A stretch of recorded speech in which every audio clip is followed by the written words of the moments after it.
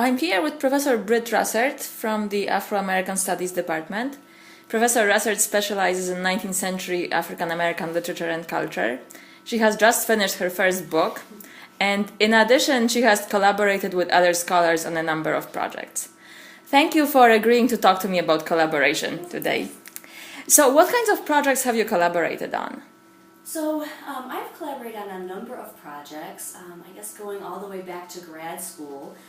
The first experience I had collaborating was I joined an editorial collective for a journal called Polygraph, which is a graduate student-run journal that's produced out of the literature department at Duke University.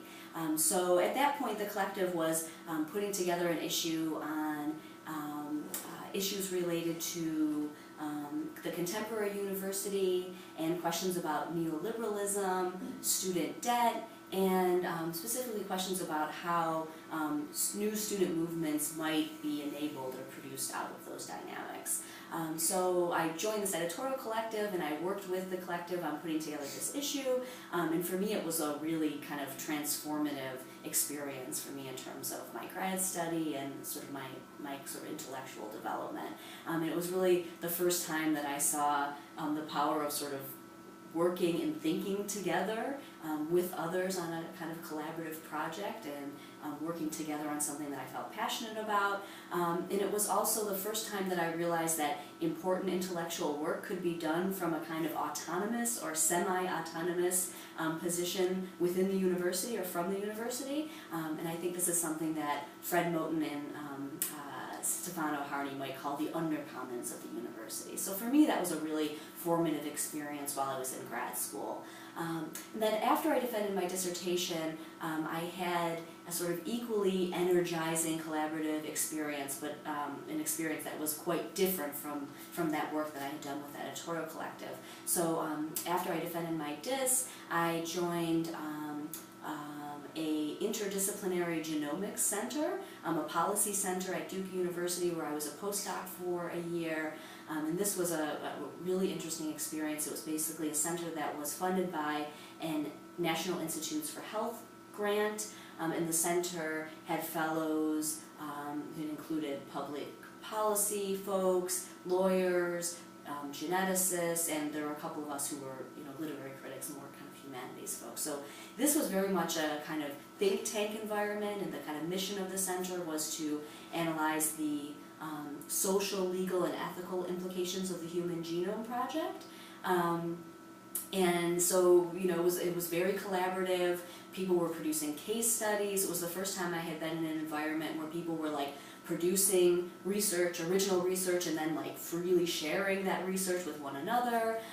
So it was a very different model than what I had sort of encountered in grad school in the humanities and specifically in literary studies. That experience led to my first co-authored publication, which actually appeared in a health and public policy journal and not in a humanities journal. So that was a great experience, and those two experiences in grad school and as a postdoc really I think were fundamental for me in sort of encouraging me to continue to collaborate with people. And since that point, most of my collaborative work has sort of resulted in some kind of published material. So I've worked on editing projects with others, I've continued to co-write articles with other folks, and so for me collaboration is absolutely, I see it as being at the heart of what I do as a scholar and an intellectual. But I also do want to say that I think that there's many different ways to collaborate, and I don't think that publishing is the only way that we should think about collaboration. So what does the process of co-authoring an article looks like? That's something I'm particularly interested in because it seems very mysterious to me. Okay, so can I talk maybe a little bit more about just collaborating in general? Because I think this will apply for different forms of collaboration, and then of course maybe more specifically related to writing an article. Because we could get really technical with how you would co-author an article, but I don't think we can do that in 5 minutes. So I'll just talk a little bit more broadly about collaborating. So I think that first of all, collaboration should always start from a point of shared interest. And for me, this has really often started with like kind of like a geek out moment or a series of geek out moments with a colleague or a friend. And really I think that kind of point and that moment of sort of shared enthusiasm is absolutely key.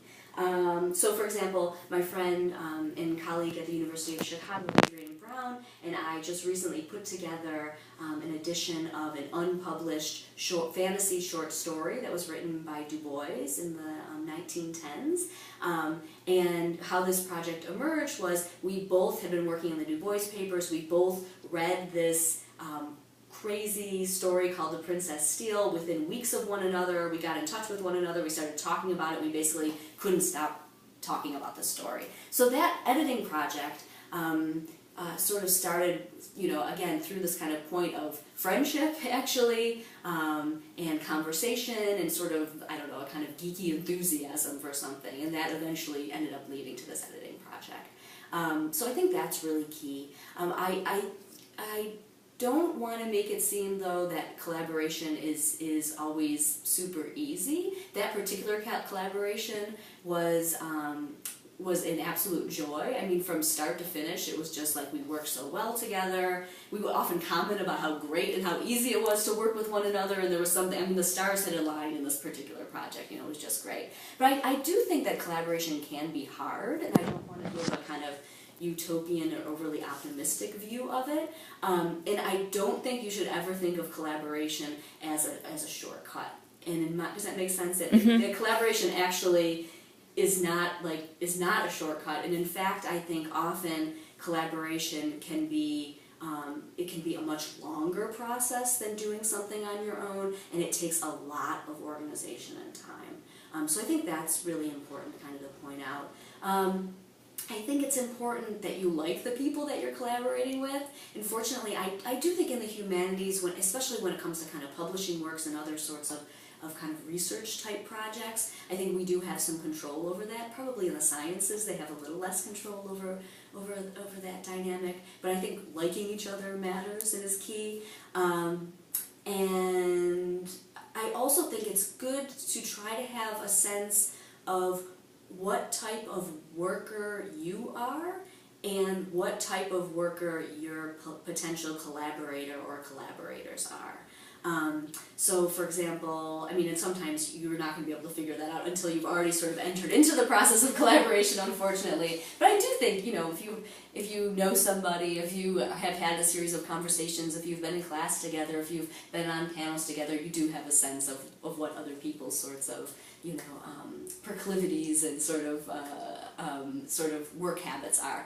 So for example, I over the years have sort of realized that I am not a laid-back thinker and researcher at all. I'm not laid back in life either, and that I think that this really kind of shapes how I enter into collaborations and how I work.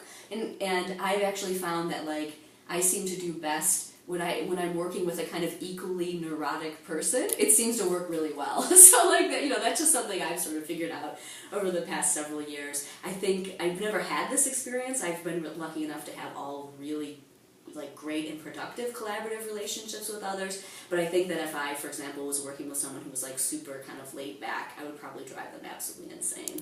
So I guess just finally I would say I think thinking about sort of habits and how you might work together is really important. Would you mind getting technical just for a minute? Yeah, okay, and describe the process of working on a co-authored piece? Yes. I think how do you approach questions of authorship and ownership and handling each other's prose and who writes what? I mean, I don't think there's an answer for that. I think it's something that has to be on the table from the beginning. I think that's something that you have to work out with your collaborators. I think it depends if you're doing what type of, for example, what type of project it is, what type of publishing it is, if it's peer-reviewed, if it's something that you're planning to put into a book project or put somewhere else. That raises some thorny issues, right, when you're doing collaborative or co-authored work.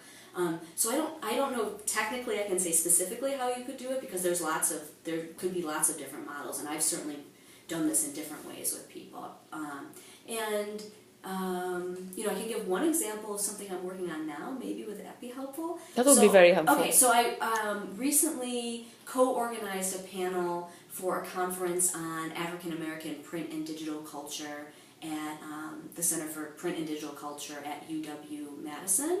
And so my friend and I put together this panel on this really interesting 1859 series from the Anglo-African magazine called the African American Picture Gallery. And it's this really kind of fascinating multi-part series that's basically this imagined gallery of African American art, and it's like this. It's basically like this kind of imagined virtual gallery of Black art. So it's this kind of neglected text in the field, and it's really fascinating. So we put together this panel with scholars who have written on and are sort of have emerging research interests on this series. So the conference is going to be putting out a conference volume based on this conference, and individual panelists,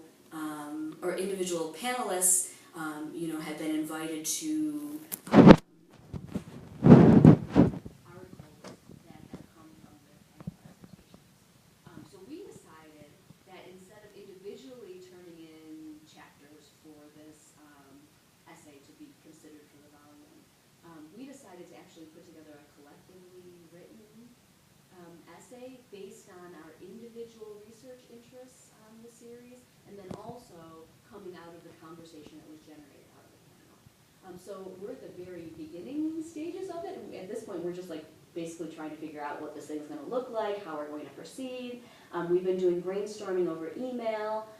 We're currently putting together an outline that we will all have that will sort of help to guide our writings. And for this particular chapter, what we plan to do is that one of us will draft up an introduction, where we will put it onto Google Docs, and then the other members of the panel will go onto Google Docs and sort of make revisions, additions, deletions, their edits.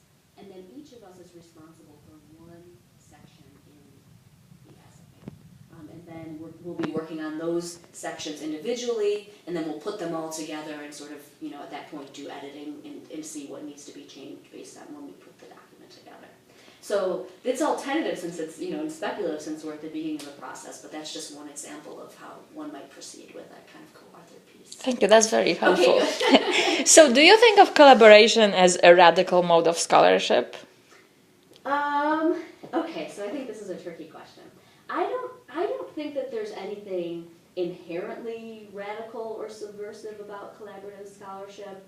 So for example, if we think about in the natural sciences, and actually, in many fields in the social sciences, co-authorship is the norm, and it's actually just the disciplinary standard, right? And so in that case, I don't necessarily think, again, there's anything inherently radical or subversive about co-authorship or collaborative publishing. And in fact, just like scientific labs, scientific publishing can often be extremely hierarchical, and there's lots of questions about labor and power dynamics and hierarchy that I think sort of structures that type of work. That's not always the case, but there's certainly some issues with how co-authorship sometimes works in the sciences. So, for example, I have some friends who have told me that this question of who gets to be the first